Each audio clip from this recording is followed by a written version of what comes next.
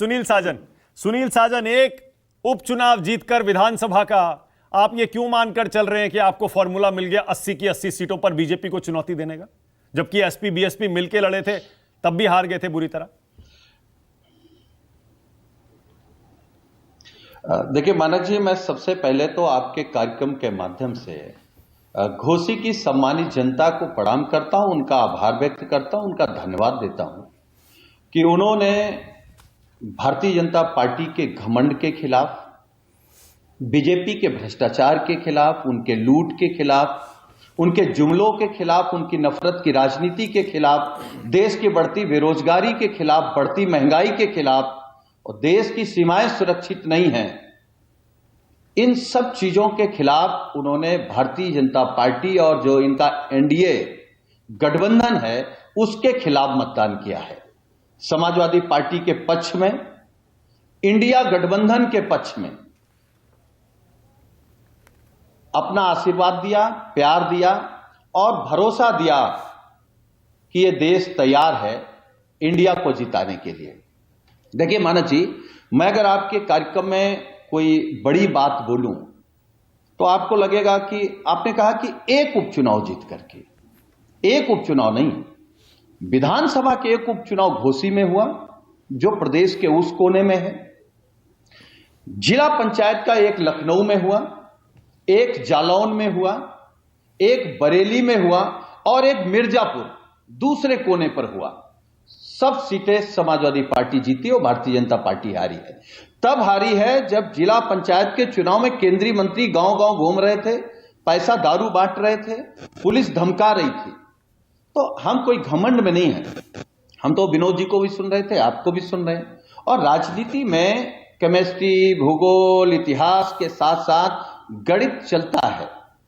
अगर BJP 51% vote पाकर के 65-64 सीटें जीत सकती है तो मैं आपके कार्यक्रम के माध्यम से जानना चाहता हूं, समाजवादी पार्टी और इंडिया गठबंधन 57% वोट पाकर के बताइए 80 में से कितनी सीटें? आप बताइए ना, आप दावा करिए। हम ये नहीं कह रहे हैं आप बताइए कि भारतीय जनता पार्टी 0 हो जाएगी, हम ये नहीं कह रहे कि भारतीय जनता पार्टी 0 हो जाएगी, लेकिन भारतीय जनता पार्टी इकाई में आएगी, दहाई में नहीं आएगी। उत्तर प्रदेश में इकाई में आएगी, माननीय अखिलेश 10 से यादव कम जी सीटें लगातार बोलते हैं इकाई में आएगी, इकाई में आएगी, दहाई में नहीं आएगी।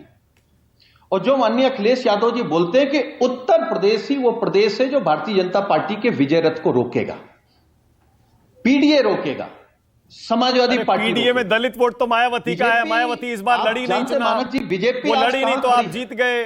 धर्मवीर चौधरी इसीलिए मंद मुस्कुरा रहे हैं, उनको पता है, वो कह रहे हैं जब हम उतरेंगे तब देख लेना कितना 57% आएगा। मैं मायावती जी पे भी आ रहा हूं।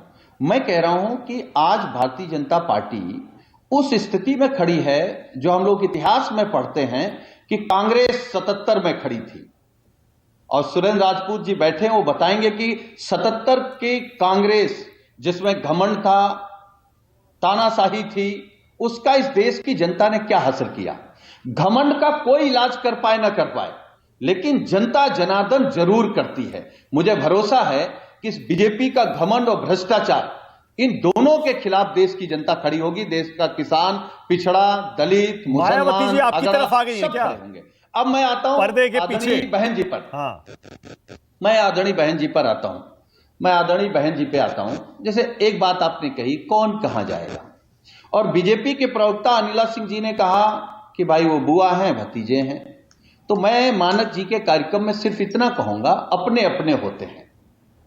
हां, वो हमारी बुआ हैं, हम उनका सम्मान करते हैं, वो बड़ी नेता हैं, लेकिन दुर्भाग्य है कि इतनी बड़ी नेता जो बाबा साहब के सपनों को पूरा करने की बात करती हैं, संविधान को बचाने की, आरक्षण को बचाने की बात करती हैं, लोकतंत्र को बचाने की बात करती हैं, फिर वही बीजेपी के दबाव में आकर के अपने मतदाताओं से कहती हैं कि आप वोट डालने मत जाओ, और अगर जाओ तो नोटा दबाओ।